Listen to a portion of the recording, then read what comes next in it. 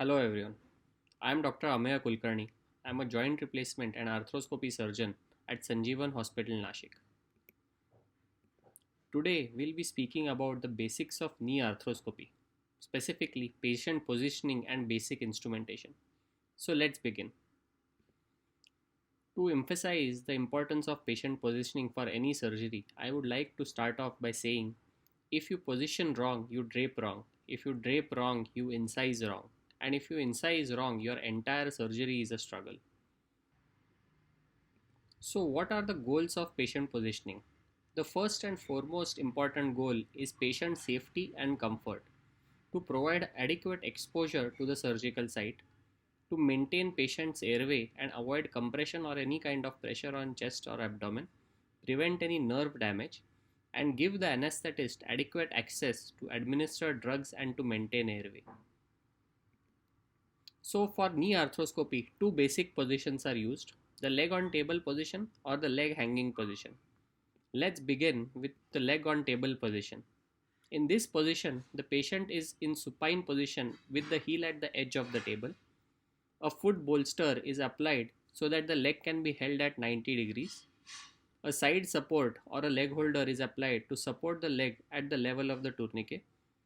The pelvis of the patient is shifted to the edge of the table to give maximum leverage for valgus stress. In this position, the leg should be able to flex to at least 120 to 130 degrees while performing knee arthroscopy. A valgus stress can be applied against the leg holder to open up the medial joint space. The surgeon can hold the leg against the hip or the assistant can hold the leg under valgus force. The leg is placed in a figure of 4 position to open up the lateral compartment. The knee is kept between 60 to 90 degrees of flexion and a downward force can be applied on the knee to open up the lateral compartment even more. Alternatively, the leg can be hanged by the side of the table for scoping the anterior compartment of the knee. The lateral support has to be applied in such a way that the leg has adequate space to hang by the bedside. The risk of contamination of the foot is very high in this situation and one has to be careful about this. The advantages of this position is that there is no special table or leg holder required. It is easier to set up so that it can be recreated in any peripheral hospital where the staff might not be so well trained, and the contralateral leg is at no increased risk of peripheral nerve injury. The disadvantages are the risk of contamination is high while you are hanging the leg off the table, and this position is less ergonomic for the surgeon. Coming to the hanging leg position, in this position, the patient is positioned at the edge of the table such that only the hip and the proximal thigh is supported. The leg is placed in a leg holder at the level of the tourniquet, keeping ample room for the knee to flex completely. The contralateral leg is placed in a holder with adequate padding in flexion and abduction. Care has to be taken that adequate padding is given at the level of the femoral head and neck to protect the common peroneal nerve. Advantages of this position are the knee is more accessible, making the posterior medial or the posterior lateral portals is easier, and this position is ergonomically better for the surgeon. Some surgeons also prefer to sit down and operate in this position. Disadvantages are that the chances of nerve injury to the contralateral limb is high and it is a well-known complication. Special leg holder or a table is required to give this position ideally. So which position you choose to do your knee arthroscopy totally depends on your training and your comfort. Both positions have their pros and cons and you should try both positions before finalizing your preferred position for knee arthroscopy. So this is a small tip that I would like to give. If you are shifting from knee on table position to hanging leg position, this is one thing you have to be very careful about and mindful about. While you are drilling your TBR tunnel in your leg on table position, you are used to holding your hand at an angle because the tibial plateau is at an angle to the floor. While you are doing your tibial tunnel in the leg hanging position, the tibial plateau is almost parallel to the ground surface, so you need to remember to drop your hand and make it parallel to the tibial plateau so that the tibial tunnel is drilled in the right direction and in the right place. Coming to the general OT setup, the anesthetist, as always, is at the head end of the table.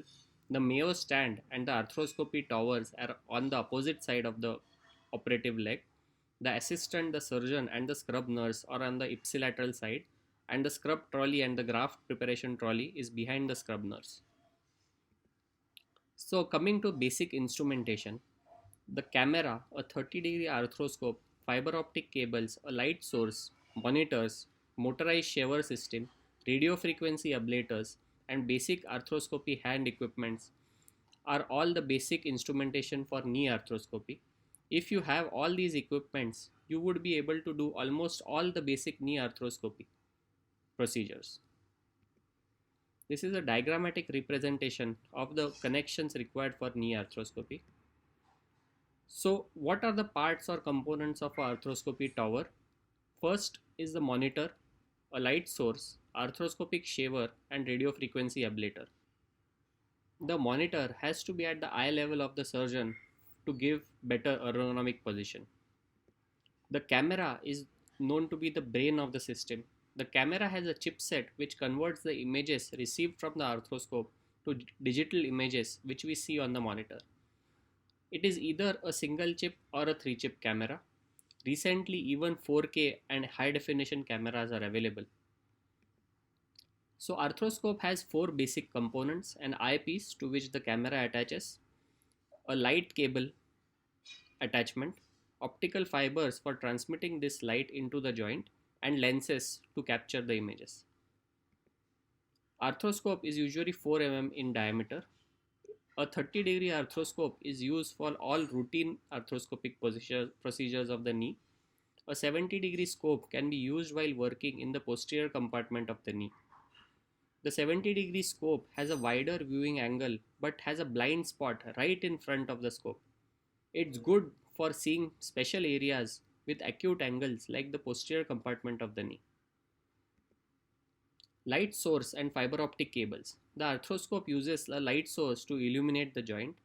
It uses a LED or a xenon bulb which is connected to the arthroscope via fiber optic cables. A motorized shaver consists of outer hollow sheet and an inner rotating cutting canal. It is usually 3 to 3.5 mm in diameter. It is used for meniscus trimming or debulking of soft tissues like fat pad or synovial folds. The suction pulls the soft tissue towards the blade and the rotating blade cuts the soft tissue and then sucks it out of the joint. A arthroscopic trocar cannula acts as a sleeve through which arthroscope is inserted. It has an inlet for fluid to distend the joint and an outlet for suction. So basic hand instruments consist of a probe, basket forceps, arthroscopic scissors, grasping forceps, and suture retrievers. A probe is considered as an extension of a surgeon's finger. It is used to touch and feel intra-articular structures. It has a tip of about 3 to 4 mm and a marking of 5 mm from the tip of the probe. A basket forceps is used to trim tissues like the edge of meniscus during balancing procedures.